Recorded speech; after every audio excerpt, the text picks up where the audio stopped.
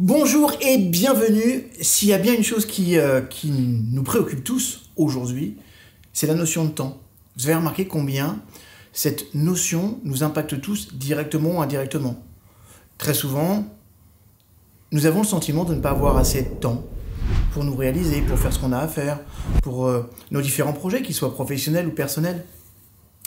Et en fait, ce rapport au temps va générer beaucoup de choses en arrière-plan.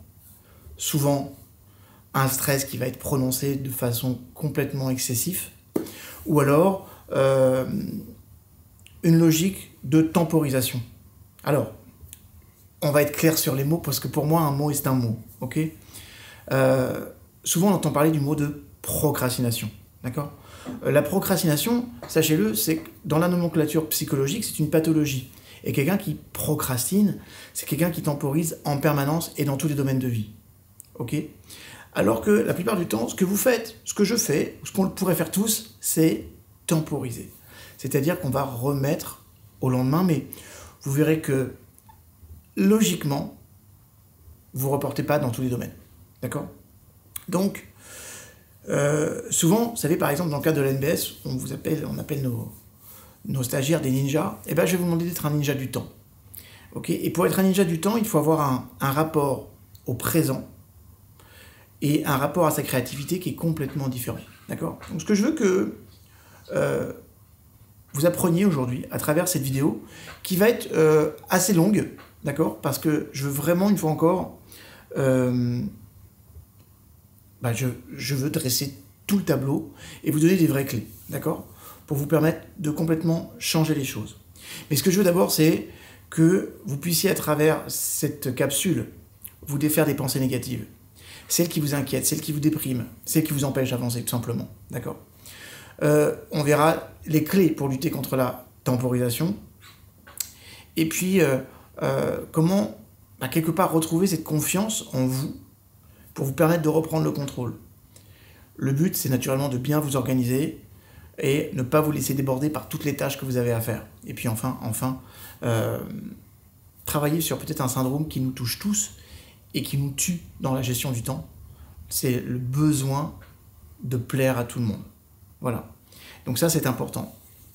Donc je vais vous proposer plusieurs solutions pratiques pour éviter de perdre votre temps. Ok ? Logiquement, à la fin de cette capsule, vous devriez avoir une représentation mentale du temps complètement différente. Ça veut dire que, d'abord, vous verrez plus ça comme une lutte sans cesse, mais plutôt comme une ressource très précieuse que vous pouvez utiliser à bon escient. Le but, c'est que vous appreniez aussi la sagesse et l'art de vivre. C'est ça qui fait un apport en termes de pleine conscience, le fameux, vous savez, carpe diem, ok ? Vivez l'instant présent. Et dans une société comme la nôtre, où tout est rapide, tout va très très vite, les médias, les transports, ok, c'est important d'apprendre à ralentir le rythme pour être plus efficace. D'accord ? Il y a le temps et il y a le juste temps. D'accord ? Donc, vous prenez bien le temps de regarder cette vidéo, non ? Bon alors, c'est que vous savez ce que vous voulez faire votre temps. D'accord ? La première des choses que vous devez apprendre pour avoir une relation différente avec le temps, c'est non pas d'envisager le temps avec la tête, mais avec le cœur. D'accord ? Pour renouer avec le temps, vous devez d'abord modifier votre vision du temps et adopter une gestion qui va arrêter d'être linéaire. Alors ça veut dire quoi ? C'est l'obligation d'agir au présent, de se concentrer sur l'instant, ok ? Sur le maintenant. Maintenant. Vous savez, si vous ne portez pas votre attention sur le maintenant, vous reporterez à demain. Ok ? C'est important de se rendre compte que finalement, la gestion du temps est liée avec le fait de prendre en charge, prendre en main. D'ailleurs, on dit, prends ton temps. Prends ton temps. Prends ton temps, ça ne veut pas dire obligatoirement ralenti. Ou ça veut dire, fais ça plus lentement. Prends ton temps, ça veut dire, prends le bon temps. Ok ? Et en se concentrant sur le maintenant, on va pouvoir éviter que l'esprit ne soit parasité par des pensées qui vont être des pensées futures. Okay ? Ça passe par la réappropriation de votre temps. Le but, c'est de maintenir votre personnalité votre personne dans l'action et de façonner des journées exactement comme celles que vous avez prévues. Et appliquer ça revient à devenir un vrai ninja du temps, d'accord? C'est-à-dire une personne qui sculpte son temps et qui donne du sens à ce qu'il fait. Une personne qui agit avec amour, une personne qui agit avec une bonne énergie, y compris dans les métiers ou les tâches qui peuvent paraître les plus délicates, qu'on n'aime pas faire. Et vous allez voir que si vous réalisez ces petites actions en pleine conscience, en considérant qu'elles sont nécessaires, qu'elles sont utiles, vous allez retrouver une forme de liberté. Et c'est à ce changement de paradigme que vous devez aspirer. Par exemple, les personnes qui se sentent condamnées à effectuer des métiers difficiles le vivent comme une contrainte. Et qu'est-ce qu'ils font? Ils cherchent à en sortir ou à moins le subir. Seules les personnes qui vont accepter leurs conditions avec joie, avec se dire, tiens, c'est un métier qui est délicat, mais à plein d'égards, il me permet plein de choses, et bien ces personnes-là vont pouvoir progresser. Parce que du coup, tu deviens un acteur de ton temps. Tu ne le subis plus. Rappelez-vous aussi une chose, c'est que la plupart des gens autour de vous, peut-être vous-même, semblez complètement débordés. Ok? Eh bien, être débordé, c'est une illusion. Pourquoi? Parce que la plupart des gens ont l'impression constante de perdre leur temps ou de courir après lui. Ok? En fait, ça vient du fait qu'ils cherchent à plaire à tout le monde. Et la plupart du temps, ces personnes s'évertuent à obtenir des éloges en répondant à tous les appels, à tous les emails, immédiatement. En clair, l'objectif, c'est de se faire bien voir. Ok? Mais comprenez qu'en faisant ça, en fait, on ne se donne pas la possibilité de souffler. On est toujours dans un rythme effréné. Donc pour vous laisser du temps et bâtir une journée parfaite, ok, pour vous autoriser à rêver, c'est important de ralentir et d'éliminer le superflu. Ok? Donc là, vous sortez votre sabre de ninja, ok, et vous allez taper dans le gras de tout ce qui est inutile. Ok? Un ninja, en fait, du temps, il part en croisade contre toutes les croyances d'un temps qui est linéaire. D'accord? En clair, arrêtez de vous laisser tourmenter par le calendrier. Être débordé, ça fait aussi partie des croyances et des croyances limitantes et des illusions qui bloquent complètement la progression de toutes vos actions. Si vous réalisez des choses dans l'instant, vous perdez cette sensation. Et pour ça, vous allez faire une chose. Plusieurs. D'abord, vous faire violence. Effectivement, il va falloir vous forcer à faire les choses. Ok? Et à vous forcer à dire, à partir de maintenant, je choisis de faire des choses qui sont ingrates, mais en pleine conscience. Ok? La deuxième, vous devez vous consacrer uniquement à votre tâche. Soyez focus sur une tâche à la fois. Ce qui va vous amener à pouvoir lutter contre toutes les distractions et les interruptions. C'est-à-dire, pour être focus sur une tâche, toutes les distractions, absolument toutes les distractions, doivent être éliminées. Si tu veux être efficace, le Dalai Lama disait lui-même, pour moi, le secret de l'efficacité, c'est être à ce que je fais quand je suis ce que je suis. Ça veut dire quoi? Ça veut dire, quand je mange, je mange. Quand je dors, je dors. Quand j'écris une lettre, j'écris une lettre. Soyez à ce que vous faites, quand vous le faites.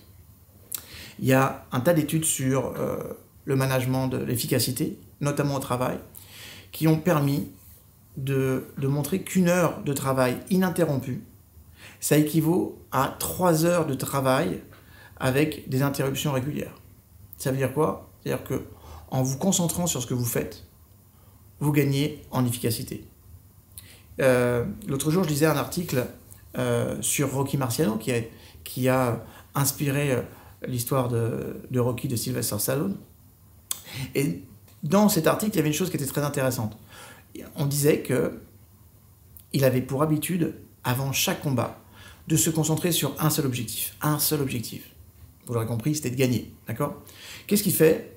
En fait, il se retirait loin de son fils, loin de sa femme, pendant une période qui parfois pouvait aller jusqu'à 3 mois avant le match. Okay? Et c'est grâce à cette préparation mentale qu'il a gagné à chaque fois. Rocky Marciano était un ninja du temps. Quelqu'un qui s'est réalisé et qui a créé dans le moment présent ce qu'il devait faire. Pour ça, vous devez apprendre à vivre dans l'instant présent. L'inquiétude, la peur de l'avenir, c'est ça qui, la plupart du temps, nous paralyse et nous empêche de vivre. Parce que planifier des buts à long terme, C'est certes très intéressant parce que c'est une ligne directrice, mais comprenez aussi une chose, c'est anxiogène, d'accord? Et il faut dire que le cerveau fonctionne de telle sorte qu'il a tendance à exagérer l'importance et la conséquence de ses objectifs. Du coup, comme conséquence de ça, c'est que la plupart du temps, il se peut que vous soyez démotivé. En clair, imaginer le pire vous conduit à tout remettre à plus tard. Maintenant, devenir un ninja du temps implique de rompre avec vos mauvaises habitudes. La temporisation, d'accord? Vous savez, cette capacité que j'ai à reporter au lendemain. Alors, pour vaincre la temporisation, d'abord, vous faites une liste de 3 choses que vous avez laissées de côté par paresse, et vous le faites. Je répète. Pour vaincre la temporisation, pour commencer à vous rentrer dans une dynamique d'habitudes différentes, vous faites la liste de 3 choses que vous avez laissées de côté par paresse. Votre entraînement sportif, votre marche, une lettre à écrire, peu importe. 3 choses que vous avez laissées de côté par paresse et vous les faites immédiatement. Okay ? Autre chose, en termes de mauvaises habitudes, c'est le regret. Ça ne sert à rien de regretter ce qui est déjà arrivé. La solution pour justement ne pas rentrer dans une forme de pessimisme et d'inaction totale consiste justement à vous fixer des petits objectifs intermédiaires, précis, faciles et rapides qui vont vous apporter beaucoup de satisfaction. Par exemple, si avant j'avais l'habitude de courir 10 km ou que je veux courir 10 km, cours-en 3. Tout de suite. Ok, je vais courir 3 km et je vais voir comment je me comporte par rapport à ça. Parce qu'en fait, ces objectifs, ils vous évitent de procrastiner, de temporiser. Et c'est ça qui vous permet d'organiser votre journée exactement comme vous le souhaitez. Ça veut dire quoi? C'est-à-dire plutôt que de vous préoccuper du déroulement de votre année, pensez déjà à ce que vous allez faire de la journée qui vient. Chaque jour est une mission. Et, je vous le dis, j'en ai parlé il y a quelques instants, je vais revenir là-dessus parce que c'est très important. Dégagez les distractions. Regardez, aujourd'hui, le monde entier a accès à un nombre énorme d'informations. Maintenant, ces informations sont intéressantes, mais elles vous intoxiquent et vous rendent également passif. Parce que le trop-plein d'informations, va comme bloquer votre imagination. Tout ce qui est jeux, blogs, les boîtes de messagerie, les vidéos, les réseaux sociaux, c'est hyper chronophage. Vous pouvez passer 2 heures d'affilée devant un écran à surfer sur Internet et puis vous rendre compte que vous avez juste perdu votre temps. Et vous dites, merde, où sont passées ces 2 heures? Alors, sûr, vous étiez happé par l'écran, mais le résultat est là. Vous n'avez rien créé. Alors, on peut se poser une question, pourquoi ce besoin que l'on a de se mettre derrière ces écrans plutôt que de passer à l'action et nous réaliser? Ça, c'est une bonne question qu'on peut se poser, qui m'est souvent posée, notamment sur cette chaîne YouTube. Eh bien, sachez que la plupart du temps, pour la plupart des gens ne pensent pas posséder le savoir nécessaire pour réaliser leurs rêves ou leurs projets. Et du coup, qu'est-ce qu'ils font? Ils vont se mettre des barrières qui deviennent des obstacles et tentent d'accumuler le plus de savoir possible, le plus d'informations, qui leur prend un temps considérable, d'accord? Sauf que la solution réside dans le choix et pas dans l'accumulation du savoir. Choisir vous rend plus productif et capable de remplir des objectifs. Choisir, c'est ça qui va contribuer à votre bonheur. Sachez une chose, l'indécision conduit toujours à l'inaction et à la temporisation. Ça veut dire quoi? Ça veut dire que dans la vie, le véritable enjeu, c'est le ou les choix que vous faites. Et attention, quand on se lance dans des projets qu'on temporise, si on les temporise, souvent il y a des peurs derrière. Par exemple, si vous suivez ma formation de coach, je vous dirais que parfois il peut y avoir jusqu'à 7 à 8 peurs qui empêchent de passer à l'action. L'une d'entre elles qui est très importante, c'est la peur d'échouer. Parce que la peur d'échouer, elle paralyse. Donc, vous devez vous en débarrasser.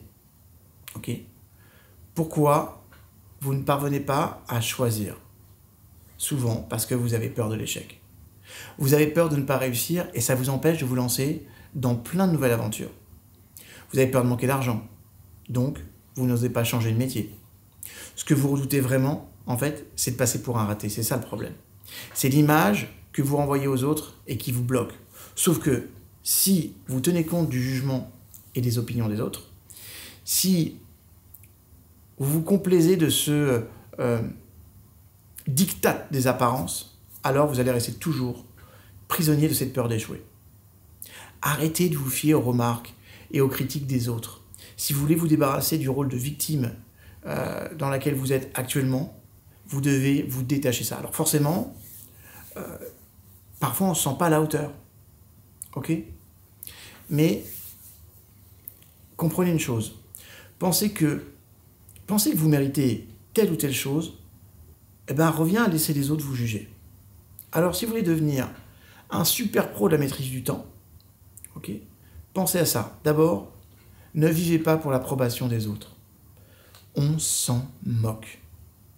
Et je vous le dis, vraiment, moquez-vous complètement de ce qu'ils pensent. Vivez pleinement vos actions, engagez-vous concrètement dans le monde, et en faisant ça, vous allez retrouver la force de continuer. Et c'est en vous lançant à fond dans l'action que la motivation va se faire sentir. Et vous allez voir qu'il y a une autre chose qui va vous permettre aussi de rentrer dans le temps et de passer beaucoup à l'action. C'est de montrer aux autres que vous le faites. En clair, devenir une source d'inspiration pour les autres. Vous n'avez pas besoin de vous sentir motivé pour agir. Au contraire, agissez pour trouver la motivation. Et vous entretiendrez comme ça votre santé mentale, votre santé physique et tout ce que vous voulez. Je vous le dis, la peur est un prétexte. Il faut accepter de prendre des risques, de sortir de sa zone de confort en vous questionnant sur ce que vous voulez créer et produire. C'est comme ça que vous allez devenir un modèle pour vous d'abord et une source d'inspiration pour les autres.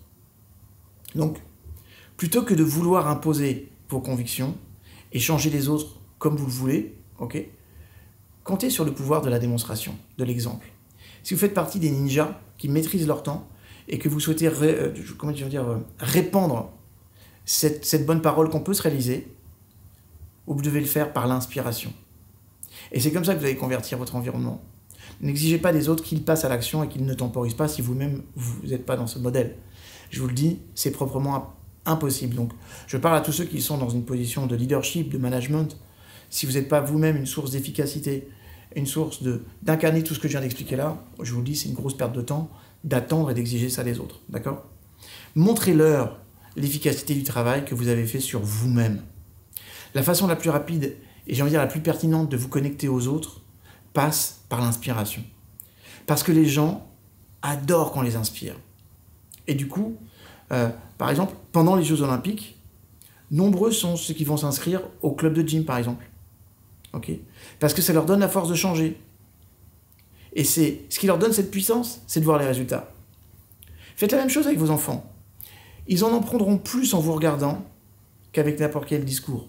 Je vous le dis, je le répétais un nombre incalculable de fois dans mes conférences. Les enfants n'écoutent pas ce que vous dites, ils observent qui vous êtes. Montrez-leur l'exemple de la productivité. Ok ? Et rappelez-vous aussi une chose, c'est que gérer votre temps implique d'avoir une très bonne gestion de problèmes. Ouais, de bien gérer vos problèmes. Moi, je pense qu'il y a deux types de personnes dans le monde. Les créatifs, ok, qui inventent leur journée, qui font preuve d'audace, d'initiative, d'innovation. Ils sont soumis à la loi de la création, d'accord? Donc tu es un créateur, ou bien tu peux être une victime. La victime va toujours être dans la réaction. En fait, ces réactifs réagissent toute la journée à la vie des autres, se plaignent de leur situation, considèrent que leur vie est pas normale, c'est injuste, tout est source de problèmes et de malheurs. En fait, ils obéissent à la loi de l'attraction. Les autres ont un pouvoir sur eux. Alors, comment de réactif on peut passer à créatif, okay? Pour ça, il va falloir que vous passiez par des étapes très très fines et il va falloir aussi que vous vous confrontiez aux problèmes qui vous pourrissent la vie. D'accord? Parce que gérer votre temps, c'est être responsable et être en contact avec ces problèmes plutôt que les éviter.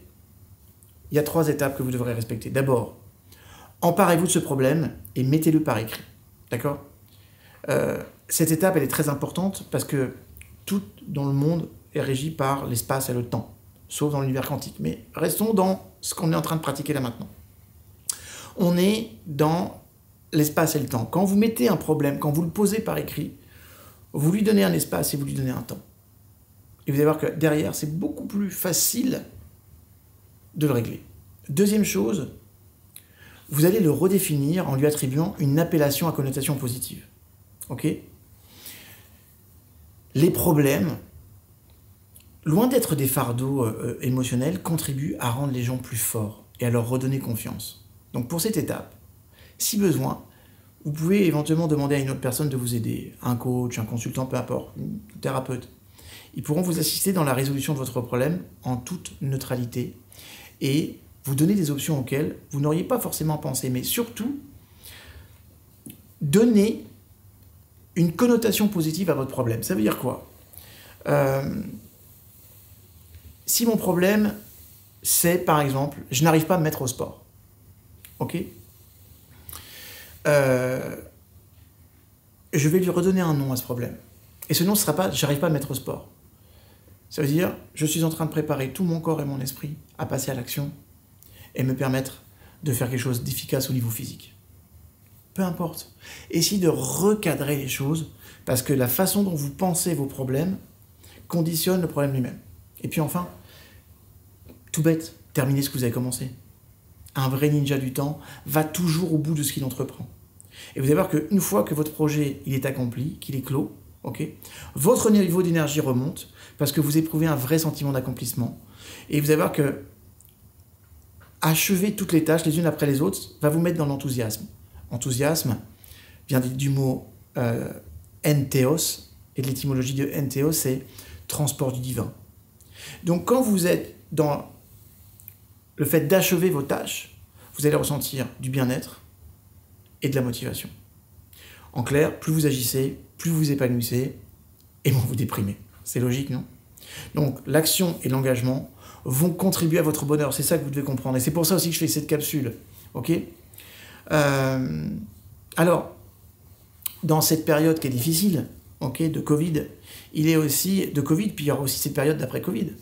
Il y a un tas de personnes aussi qui me disent « Mais David, ok, mais qu'est-ce que je fais si je perds mon boulot ?» Ok ?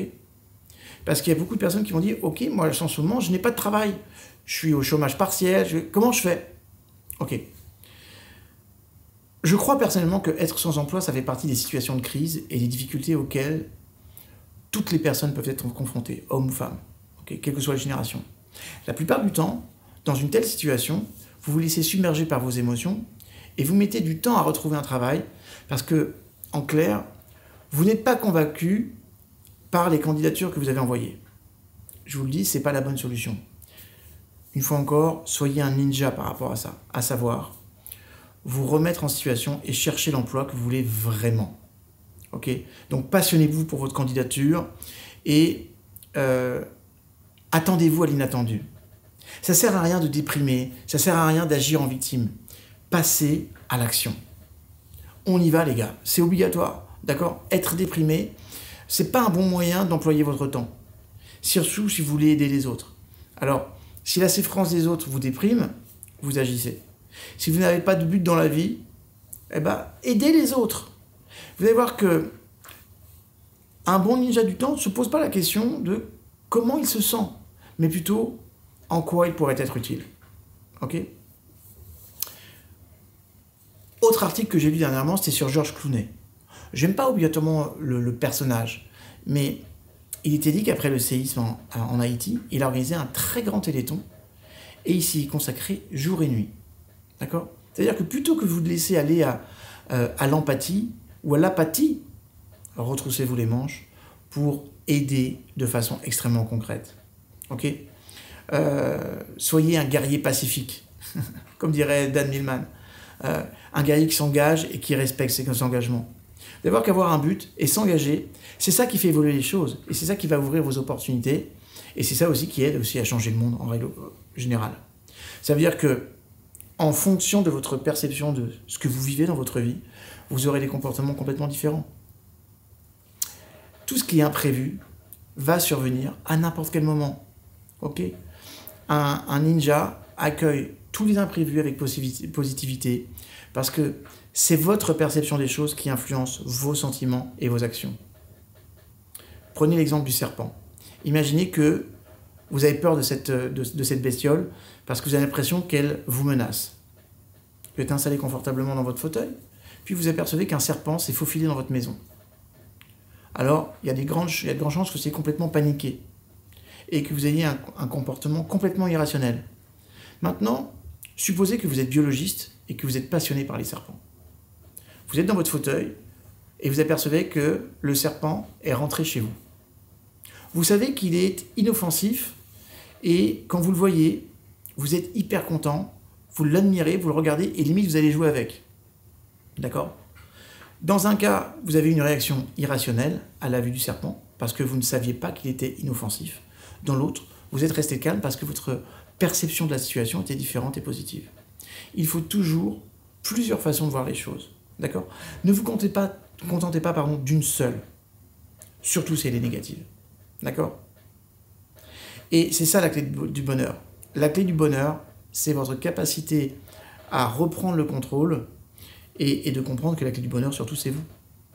Certaines actions qui composent votre quotidien vous semblent parfois difficiles à réaliser. Alors, comment on fait pour gérer les tâches qui sont ennuyeuses ou pas passionnantes ? Ok ? Moi, je pense qu'un ninja du temps fait tout avec joie et avec amour. Que ce soit la vaisselle, que ce soit le ménage. Ok ? Je vous le dis, en vrai, il n'y a rien d'ennuyeux. Vous pouvez rendre chaque tâche amusante, chaque tâche rigolote. Le but, c'est de faire de sa journée un plaisir. Okay ? Les stoïciens vous diraient que leur doctrine, en tout cas, selon laquelle ce qui vous ennuie dépend uniquement de vous, en fait. En soi, il n'existe pas de bonnes ou de mauvaises circonstances ou de choses à proprement parler chiantes. Ces circonstances sont neutres. Elles surviennent, ok ? Comme une perte d'emploi, comme une séparation, comme le mauvais temps, comme une situation professionnelle qui n'est pas attendue. Okay ? Mais c'est le jugement que vous portez sur ces circonstances qui dépend de vous. Et donc, des perceptions que vous aurez. Donc même dans les moments les plus difficiles, les plus tragiques, comme un deuil par exemple, on peut faire preuve de créativité. Même les tâches qui semblent impossibles vont devenir réalisables à partir du moment où vous vous focalisez dessus et que vous décidez que ces tâches sont intéressantes.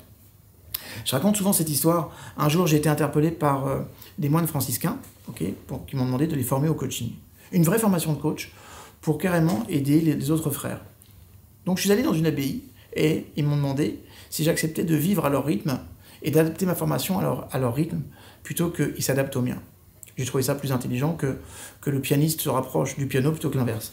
Alors ça a été très très très dur, parce que franchement, réveil 5h du matin, les chants franciscains. Par contre, il y a une chose qui m'a interpellé chez eux. C'est que chacun avait des tâches différentes dans la journée et ils tournaient. Un coup, c'était faire la cuisine, un coup, c'était préparer le repas, un coup, dans la journée, ils allaient, par exemple, il y avait un très grand parc, ils allaient tondre l'herbe. Chaque personne avait un rapport avec ces tâches où chaque tâche devenait une source de méditation et de connexion avec Dieu. Et c'était la première fois de ma vie où je voyais des personnes qui faisaient des tâches des tâches très difficiles, très rébarbatives, avec un sourire permanent et très souvent dans le silence. Donc il y avait un côté méditatif et j'ai apprécié ce moment avec eux parce que ça m'a aidé quand je suis dans des moments de vie comme ça, où j'aime pas ce que je suis en train de faire ou ce que je vais vivre. Je me rappelle à ce moment et je me dis, mais à travers cette tâche, je peux aussi devenir quelqu'un de plus grand, de plus fort et de plus intelligent. D'accord ? Et rappelez-vous aussi une chose, c'est que si vous avez peur d'accomplir cette tâche, c'est que la plupart des systèmes de croyance, de peur, sont liés à notre enfance. Les êtres humains apprennent à avoir peur dès leur plus jeune âge et recherchent la protection. Et du coup, en fait, qu'est-ce qu'on fait ? On fait en sorte de plaire aux autres, à nos parents en premier, et puis ensuite à nos enseignants, à nos collègues, à nos amis, à notre patron. Maintenant, comprenez une chose, c'est que devenir un adulte nécessite de se défaire de ses croyances. Et ça, c'est très important. En tout cas, pour conclure, je crois en cette logique stoïcienne, qui est une vraie philosophie de vie, en fait, et qui invite l'homme à remettre en cause la structure traditionnelle du temps linéaire. Ok ? Et je vous invite, moi, à vous concentrer sur la jouissance de l'instant présent. Ok ? Et laissez monter votre créativité. Vous en avez beaucoup plus que vous pourriez l'imaginer. Par contre, pour ça, il faut arrêter de vivre dans l'urgence. Et c'est en adoptant une vraie mentalité de ninja du temps que vous allez devenir libre. Et être libre de son temps, c'est être maître de sa vie. Ok ? Donc, rappelez-vous, mettez du cœur à l'ouvrage tout le temps. Débarrassez-vous des illusions. Apprenez à vivre le plus possible dans l'instant et au maximum dégagez tout ce qui est distraction. Ok? Et puis, travaillez sur cette peur d'échouer. Débarrassez-vous-en. Et d'ailleurs, Johnson, le vice-président des États-Unis, quand tu lui as demandé c'est quoi le secret de la réussite, il avait dit « apprenez à échouer le plus souvent possible ». Donc, recherchez plutôt l'échec et vous allez voir que vous allez vous développer à la vitesse de l'éclair. Ok? Ne fuyez pas vos problèmes. Prenez-les à bras-le-corps et travaillez dessus. Ok? Et intégrez une chose, c'est plus vous agissez, plus vous engagez, plus votre niveau de bonheur va augmenter. Ok? Et vous verrez que c'est aussi comme ça que vous allez impacter les personnes. Parce que rappelez-vous d'une chose, c'est que la vraie clé du bonheur, c'est vous. La vraie clé du bonheur, c'est vous. Voilà mes petits chouchous, je vous aime, je vous retrouve sur une prochaine vidéo. À très bientôt. Likez si vous avez aimé cette vidéo. Dites-moi ce qu'elle vous a inspiré et ce que vous allez changer. Par exemple, parmi les 3 choses que vous avez reportées par paresse et que vous engagez à faire, vous pouvez les mettre dans les commentaires. Je serai très heureux de voir ça. Et puis je vous retrouve sur une prochaine vidéo. Merci pour tous vos retours et tous vos commentaires qui sont toujours hyper touchants. Je vous aime.